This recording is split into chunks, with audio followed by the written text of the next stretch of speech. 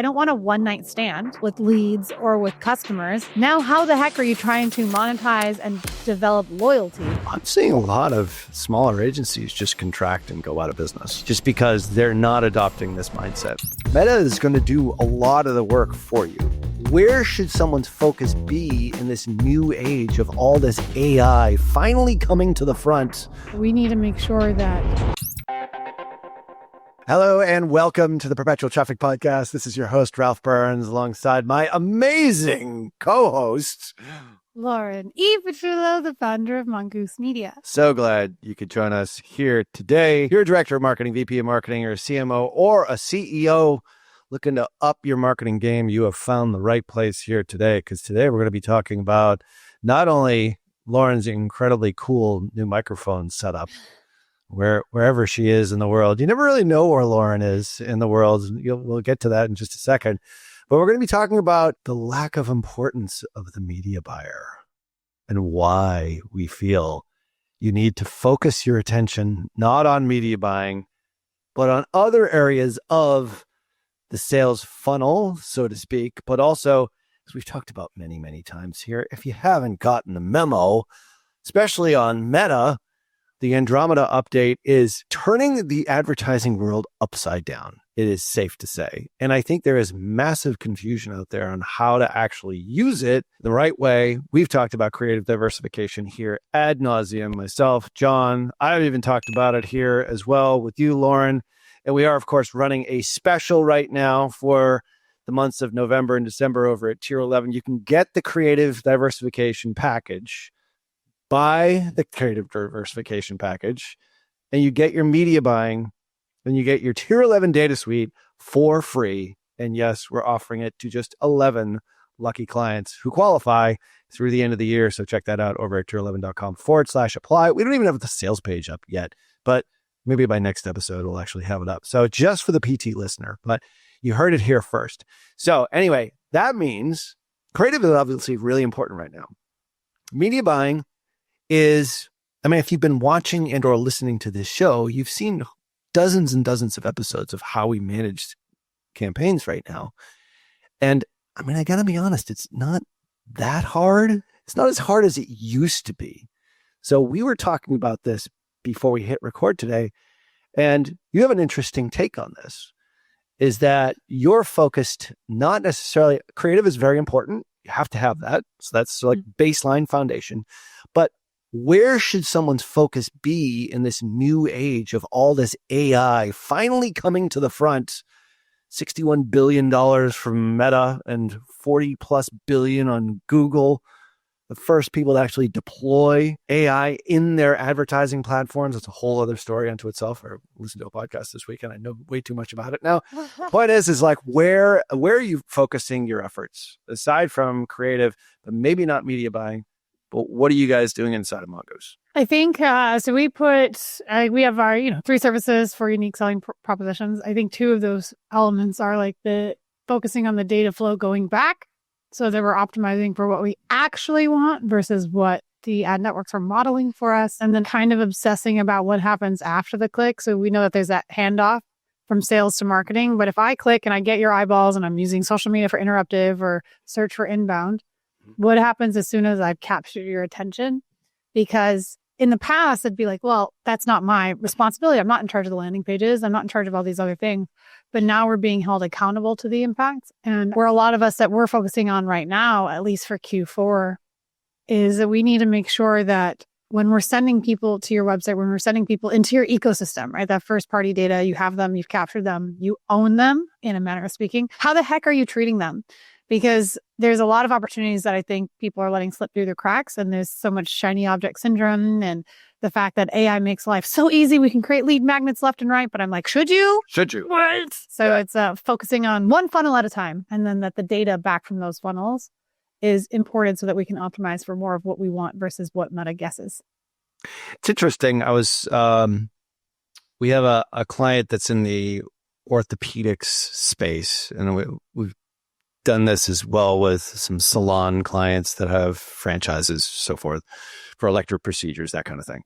And each individual center isn't spending a tremendous amount of money on ads. So we haven't been able to do the creative diversification strategy as much or as widespread as we want.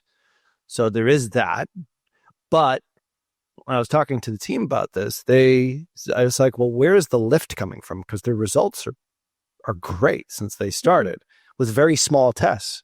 Yeah. And I said, well, we kind of tweaked the scope and we created some landing pages for them. That worked.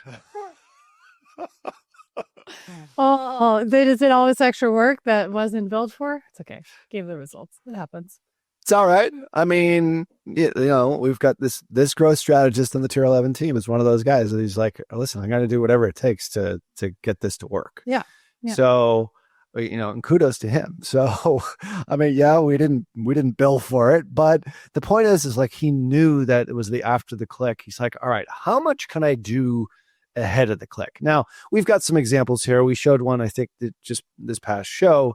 That was a rebroadcast from the Ad Lab where there was a $70 a day budget for creative diversification. So it does work on smaller ad spends. So I'm not saying that it doesn't work. The point is like, and there's dozens of shows. We'll leave links in the show notes if you haven't watched any of those. Mm-hmm. The point is what's the big lever?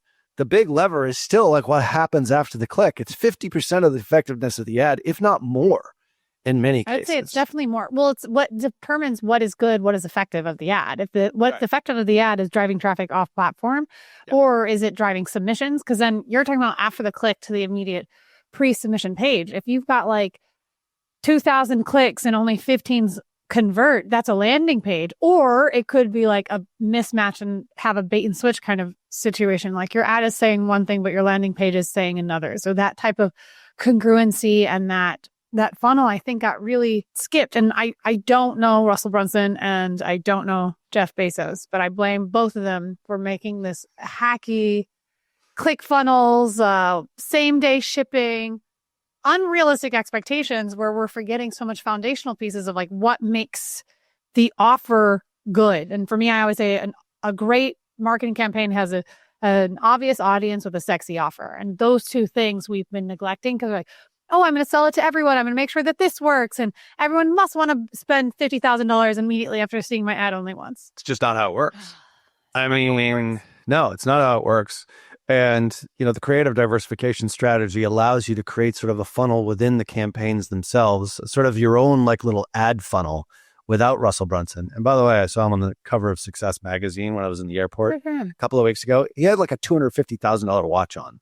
So apparently, he's doing okay. The point is like he has created sort of this after the click sort of part to everything. But I do think that a lot of media buyers are really obsessed with is just like the before the click experience. And it's not necessarily just that, like creative diversification, lots of content. Yes. Getting different ways in which to attract your ideal customer. Absolutely. That's important. But it's the tactical part of managing all that. Meta is going to do a lot of the work for you. And we've exemplified that in dozens of case studies here on the show. The point is like, what are you going to do to power it even more? And going back to our conversations with the people from Unbounce, it really is, it's after the click. Yeah. And it's oftentimes just doing a split test of something crazy, paying somebody on Fiverr or Upwork or whatever it is to get a landing page. I'm talking to just either marketing departments or individual businesses and just testing that side of it and seeing what kind of lift you get there. That's just part of, I think, where a lot of this is headed. And people tend to forget about that because they're so obsessed with everything that happens before the click. Yeah. And even if they're like thinking of the things that happen before the click, it's even the engagement someone has before the submission, right? So then they build all these offers and you make these different landing pages, but still what happens as soon as they enter your ecosystem? It's like you finally got their data, then like evaluate again, like one funnel at a time for us is the email getting delivered? That first email, that first interaction, like I've talked about the email triage thing a few times here. And in that, like the very first greeting you have, you don't often get a second first impression. Yeah. So what is that first impression? Like too long, don't listen. It's like, do you ask the 4 questions? So that first question is relevant to who they are. If they're brand new to your ecosystem, this is how everyone's doing the emails, but you should have maybe the first 100, 150 characters change on that email based on the other 4 conditions. Like, have they already been in your system? They're not new. So greet them with a little bit more acknowledgement, such as if they've unsubscribed from you before, give them a hello, honoring that welcome back. Because if someone's unsubscribed, coming back for a repeat chance with you, higher likelihood of being a prospect than someone who's brand new. Yep. If they didn't unsubscribe, have they ever given you money? If that's a customer and they're signing up for like the MPI's checklist and they're an existing customer, we should greet them and say like, hey, Lauren, it's so great that we can provide continuous resources for clients just like you. If they haven't given you money, have they already signed up for the MPI checklist? I'm just going to use that example because it's at tier11.com/MPI. Yes, it is. Wow, look at you. Yeah, look at that. But a plug. I got you. So if someone's going to tier11.com/MPI and signing up for this checklist and they've already signed up for it before, that could be a good thing to say like, hey, maybe it went to spam, or maybe since the last time you checked it, we've actually updated it, or things of that nature. Because I know you guys have updated that like 4 or 5 times over actually. Yeah. Yep. Versus then if someone has signed up, they're already in the tier 11 ecosystem, they've never signed up for the MPI checklist, but they did the NCAC calculator. Right? So then it's like, hey, I'm glad we can continue to provide additional value. Welcome back, tier 11 fan. Still, just like the first 150 characters, how are you treating people now that you've gotten them into your ecosystem? What does that engagement look like? So you spent all this money to get their eyeballs. Your landing page did the dang thing it was supposed to do, get the submission or get that first purchase. Now, how the heck are you trying to monetize and develop loyalty for you to get their continued purchases? It's like, I don't want a one-night stand with leads or with customers. It's looking at not just after the click, but after the submission or after that first purchase, and making sure that if you've got a product like a supplement or a skincare product, how quickly are you getting that second order? And a lot of the times the media buyer by itself doesn't give an F about it because it doesn't hold to the KPIs they're held accountable to. But that's what I told you earlier. I'm not hiring a media buyer ever again. I'm hiring someone that's going to look at the entire funnel that's going to say, I need to know the likelihood of someone, like if you're signing up for a lead, I don't want to just make a bunch of lead magnets and support all these lead magnets. I only want to spend the money on the lead magnets that have funnels that are going to build back the money you've invested in leads to begin with. Right. I'm only going to invest in the creating all this content diversification that you need to do for the ads or the products or the funnels that you know are going to get a subscriber, so that then you can fund the other products and other campaigns you want to build. So a lot of it really is I think this is part to it. And I'm talking about like just the click after the ad. You're going one step further to that. It's like if it is going to a lead form or an application submission or whatever it happens to be. So then customizing that based upon who they are, maybe what their answers are. Obviously, you're a huge believer, as am I, in multi-field form fills. That you need a conditional knockout question. You will never prove me wrong on that one. Okay, I need you to disqualify yourself out the gate. Yeah. And so client that we were just on a call with is like we're measuring their leads. I'm like, how many are unqualified leads? Because they have a knockout question of, in this particular case, they need to be a homeowner. Mm-hmm. Do you own your home? Right. Yes, no. What do you do with that? Well, does that count as a lead? No, absolutely not. No, it's not. It is a form fill, but it's not a lead. I would actually modify that statement to say that it's actually just an opt-in, unless it is. Oh, I think everyone's an opt-in. Yeah, everyone's an opt-in until they actually book a call, and then they're no. For me, they're an opt-in until there's a dialogue. Until you've put down credit cards or you have shown up in some capacity, you're still an opt-in to me. Well, there's a lot of different ways to look at that, but I mean, I do think like you're on the right path. However you diagnose, or however you define an MQL or a marketing qualified lead is sort of up to your business, and every business is different, by the way. I interviewed somebody the other week and they said everybody in the company had a different definition of what an MQL was. I'm like, I didn't like why didn't the CEO like interject? What? Hold on. I'm going to share my screen because mine is like written. I have on. I'll be like, this is mongoose me. If you're not watching on YouTube, well, then tough. You're not going to see inside of like a real document. Traffic.com/YouTube. Lauren, it's always in Drawio. She's opening the kimono. But here's a kimono, tits out and everything. That's it. Right? Like, here's my pipeline, all 7 steps. You'll note that it goes 6 to 8. That's because I don't have 7. But I have a 0 for shadow leads. But this for me, everyone is a subscriber. Like they opted in. They want to I define an opt-in as someone that raises their hand because they want to hear what you have to say. Right. They're not a lead for me until they want to hear what you have to sell. And then they're not a sales qualified lead until I actually want to sell to them. Right. So in order to become a lead, I need you to show up in some capacity, right? You could show up because you schedule a call as a marketing qualified lead. You can show up because you signed up for a live webinar, so you're going to give time. But you're not a sales qualified lead until there was a dialogue. So I have my marketing qualified leads conversation, no conversation, then active and inactive. But someone to say they don't, anyone who's on Mongoose Media that listens to this and doesn't see this, like, you know where this lives. You know what it is. Yeah. So our definition is slightly different, but the point is we have a definition. Yeah. We're all agreed on it. Like yours is slightly different than ours. So our process is just different for whatever region. But if there's an application fill for not an opt-in, not a subscribe, not a... That's still a lead for you?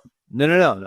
An opt-in is not a lead. Good. I was like, application submission, people lie. It is an opt-in. Yeah. However, when somebody does fill out an application and then books a call, they become a marketing qualified lead. Okay. Now, they only become an SQL after an intervention from our sales team, which is just some kind of interaction. Like, do you have so dialogue? There is a dialogue. So we're very much they've aligned. approved that you want to sell to them. They're a marketing qualified lead if they want to be sold to, but they're a sales qualified lead when we want to sell to them. Right. Are they a homeowner or not? I'd love to sell to you, but if you're not a homeowner, I can't sell to you. Yes. So you disqualify. I don't know where those leads go on that client. Like, this is my first call with them after like 2 months on. Monkey. I know. But anyway, the point is, those people that don't qualify, though, they should be going to like a rejection page. Like we say a no thank you page, and you sure as shit or an affiliate any offer. Okay, you can have on the thank you page a downsell or some like, we want to provide you value, but I am not it for you, or what you were signing up for doesn't make sense. Right. But you sure as shit better not have that lead or that complete registration or any type of standard event on the no thank you page, because you have to make sure that Meta doesn't see that as a win. You have to immediately disqualify them. Yes. And then you can build a negative lookalike audience from the custom audience of people who go there and say, I don't want any of these disqualified individuals. And if you have them as a form submission and you have them inside of your ecosystem, whether you're using HubSpot or we use High Level, MailChimp, doesn't matter. Anyone that is a disqualified out the gate, they should have a tag as DQL. You saw on my pipeline, those are number 8s. Like my number 8s, I think they're so funny. I'm like, attended a book call, but we marked as disqualified. I'm like, those who lied but tried. Right? Or they tried but lied. Like, how many times do vendors get on your book call sessions because they're trying to sell you on your discovery calls? Yeah. Ooh, I hate those buttheads. Yeah, like somebody who overstates income. Like, that they need at least $50,000 or $70,000, whatever it is. I'm trying to think of one of the clients that we have. Yeah, they have a 6-figure income. Like, if you're not over 6 figures, you're really not a sales qualified lead. So those people, if they do slip in, I tried but lied. So for me, they're marketing qualified leads though, but they are marketing qualified leads because they do, in that particular case, that client does have a downsell in the Alex Hormozy model, but like something to sell them, but they're not going to get their next level coaching program. Yeah. I have like vendors, pack members, competitors, people that admit as self-disqualify. Like, so you said 6 figures. It's like, I have a company, I have a fruit stand on the corner. I'm never going to take an investment. I never want to grow up beyond this current corner fruit stand. So they have self-disqualified. I have them tagged as disqualified. And then that's a list. I know lookalike audiences aren't strong, but I still build it into Meta. And I have a negative lookalike audience. Because I have all of my disqualified people. I don't want them to be in my ecosystem. Yeah. See, I tend to think that when you do, all right, so we have differing opinions on that. So like our team, what they do is they put in the custom audience of the current customers, not prospects, but current customers. And then we think, all right, because it's an exclusion, they're going to not target them. Of course they do. Oh, we wish. But they use that as a seed list to find the right type of audience because most of our targeting is open targeting right now with very few exceptions. But also on the flip side of that, we're thinking, okay, AI knows those are the types of clients that we want, but also based upon their profile, that will also help to not include the ones that we don't want because they don't look like that audience. So there's a couple of different ways to do this. The point is like you're leveraging the algorithm in a certain couple of different ways. The important part to this whole thing is that you're qualifying all the way through. And Yes. that's the thing. And so back to our original point, how we teased with media buyers are no longer important because They're useless if they're only doing media buyers. Well, they still are important for sure. Not if they're However, the most important, and we were talking about this and like how you just need to be patient until I actually my point. I'm muting myself, okay? Is the growth strategist. The growth strategist, in my opinion, is like the most important person because they understand all of this. That's how they see all of it. The example that I used with the orthopedic company came from the growth strategist because like, all right, I can only do so much media buying wise, but I need to do this after the click in order to make this whole thing work and to get qualified candidates for this particular procedure. So that is like the position that's really still in demand. No matter what AI says, it's like, I still think that person and the creative strategist working together is like they're vitally important, not to mention. What I hear is media buyer is dead. Strategy is on. Media buyer is just an order taker. I think it's less important than it was, but a media buyer with a strategic mind is very useful. So then they're no longer just a media buyer. I think maybe I'll take back is like, if you're just a media buyer, like I've shared this with you and a few people, like I have 2 media buyers on my team where we've given them like direction that your role has to evolve. If all you're doing is placing the media and like with how much easier Google and Facebook have made it, I need you to do the things that the algorithms can't do. I need you to do something that I can't have some kid learn in 5 minutes or less. Like I need you to be sticking your fingers in every system. Well, how is it connected to what's your GTM setup? What is like your Meta Pixel plus CAPI integration? Like where is the data flow that's going into it? How effective is the audiences that you're bringing in? Are you bringing in new customers? Like, are we going after net new? Or are you just going after whatever's the lowest hanging fruit so you get the most credit? Yeah. The algorithm's already doing that. Yep. Google, Meta, TikTok, they're going to claim as much credit as possible. Email, I'm sorry, unless you edit your attribution settings. I say this a lot with Attentive because they're the ones I'm like the most annoyed with because you still have to send an email to change their attribution window for a text from 28 days to anything else because you can't manually change it. For me, an email gives you 4 hours of attribution. SMS gets 2 hours max. No, if you're not clicking within 4 hours of the email or 2 hours of the text, you don't get the credit. Is this a rant? Yeah, this is different. I'm angry about this. But the media buyer has to care about those different things because if you're just trying to cheat and make your numbers look good, the way that the Facebook networks are like Meta and Google and all those pieces already are, now I just have 2 people trying to claim the most amount of credit and a business owner that's saying why isn't my bank account reflecting the joy that these 2 companies that are making money off of me are? So I guess to summarize here, not that we're ending, but we're just summarizing sort of at our midpoint, is that the media buyer of just being I think about it as the dumb media buyer who has no knowledge of anything else but what he sees or she sees inside Ads Manager, Google MCC, and that's their world. Let's say horse view media buyer. All right, that's it. With the, what are those things called? Blinder? Well, those are just called blinders. I guess they are called blinders. So blinders on, and all you're looking at is just in-app metrics, and that's it. You could do your job, I guess, well enough with AI, but you're missing so much of the larger picture, which is everything. Do the job well enough. You and I will never be okay with well enough. I know. I'm giving some grace to the media buyers who maybe aren't quite there yet. It's for you to evolve, don't have the grace right now. I've got Black Friday. I've got holiday sales. I'm just trying not to piss off my team. November. No, anyway, no. Actually, we don't have any media buyers with blinders on. The point is the media buyer with blinders is that worked in 2015, 2016. Doesn't work now. I'd say it even worked through 2023, maybe even I could say you could have gotten away with it till probably June this year. It's just now you can't get away with it more because there's too many more mature media buyers that have that strategy mindset, that are obsessed with the growth to the client's bottom line, that they're becoming so much louder that if you're a quiet blinders on only media buyer, you're going to get squished or deemed irrelevant. Yeah. And I do think that there's a trend that's out there right now, which is somewhat frightening if you're in this space, because I know there's a lot of agencies that do listen to this show, is that I'm seeing a lot of smaller agencies just contract and go out of business just because they're not adopting this mindset right now. So I work with a group that just lost half of their consulting clients because of this particular issue. They're like, all right, I think I might just throw in the towel because I can't really keep up with this. And clients are kind of ticked off about it because they're like, you're not getting me the results that I want because you're not bringing the strategy component to it. I don't care what the in-app metrics say. It's like you say I'm 500% of ROAS inside of, name your platform, but my bank account is still flat. Like that's not actual growth. And because you're not looking at the larger picture. Help me with my offer, help me with strategy, help me with all the things that you're talking about here after the click, the email sequence.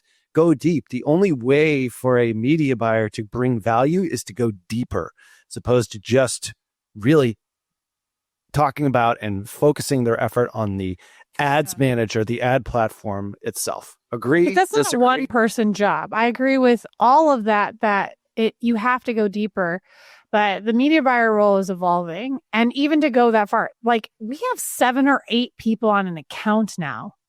Yeah. Because of all the different views and all the vantage points that we're looking at. And I don't know agency or have come across friends with agencies where they're just throwing in the towel. I mean, I can tell you that there are days where it's like, it's harder. The media buying piece is the only thing that's gotten easier. Everything else has gotten harder because the expectations and it's more expensive this time of year.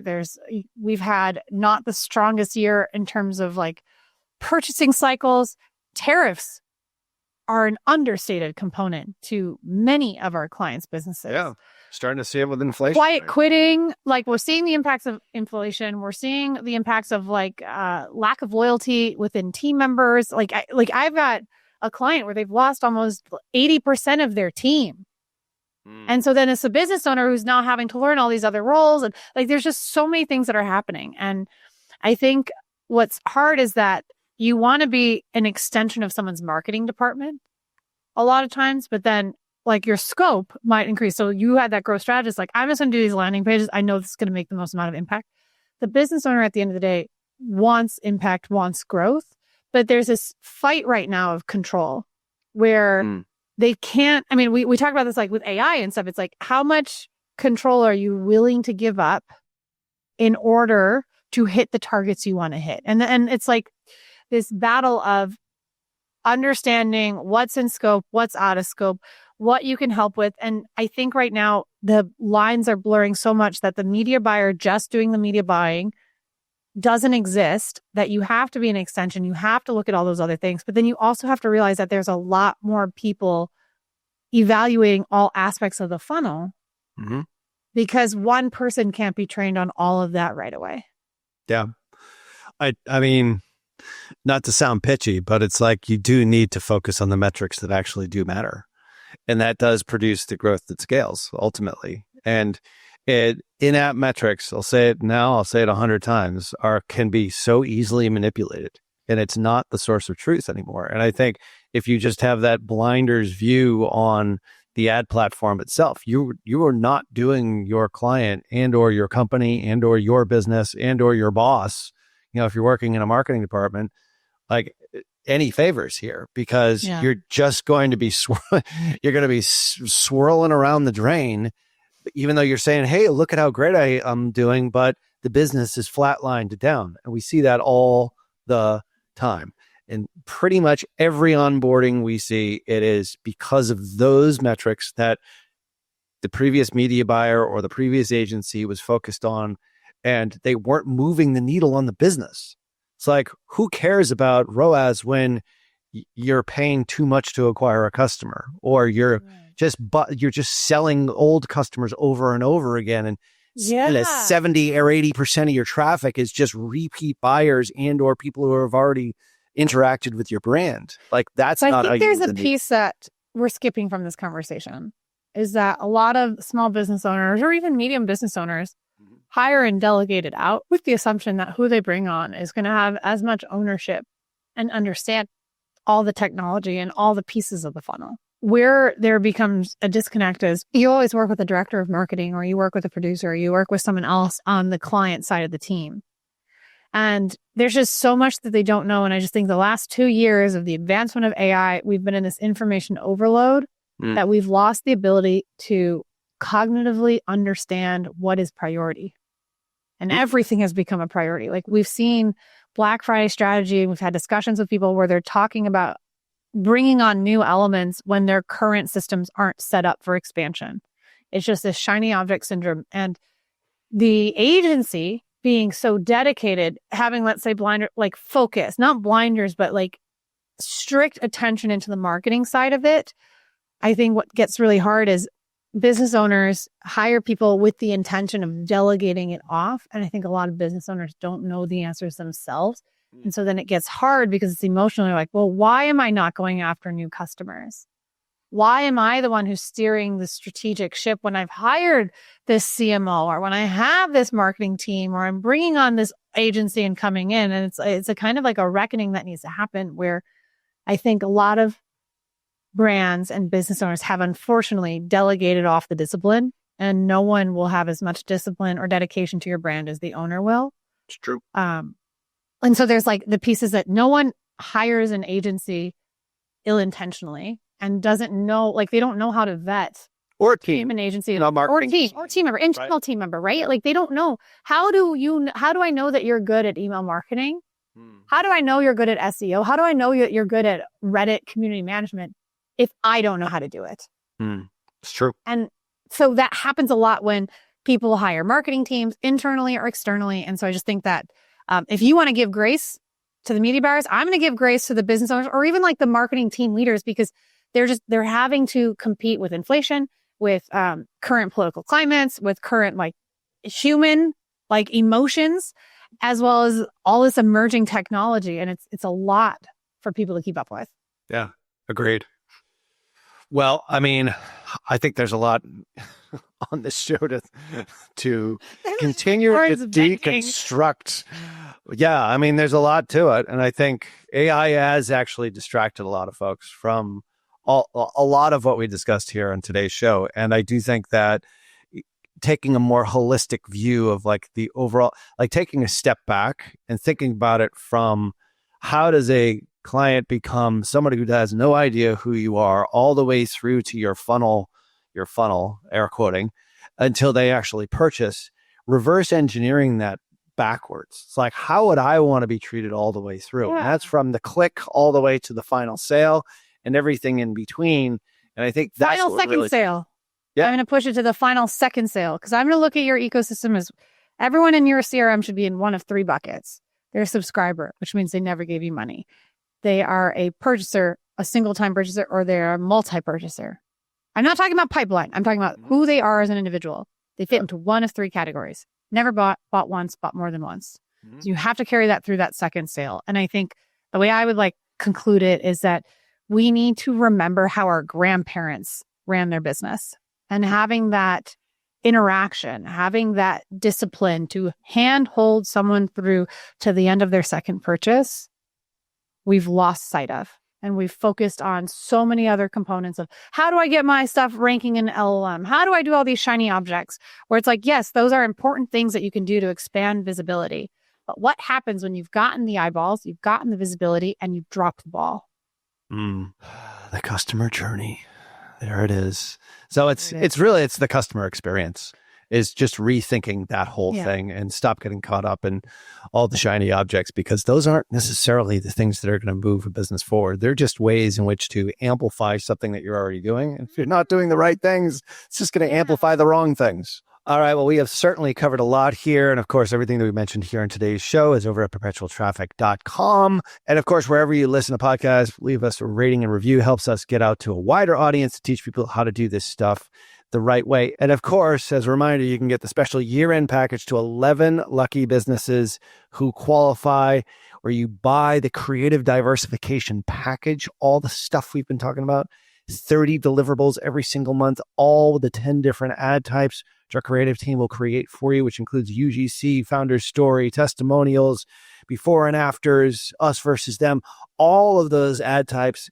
And you will get your media buying for free, as well as the Tier 11 data suite for free. So check that out over at tier11.com/apply. We will have a sales page, obviously, for you to explain a little bit more in detail, but we are releasing this before we release it to the general public for you, the perpetual traffic listeners. So check that out over at tier11.com/apply. All right. So on behalf of my amazing co-host, Lauren E. Petrullo. Ciao. Till next show. See ya.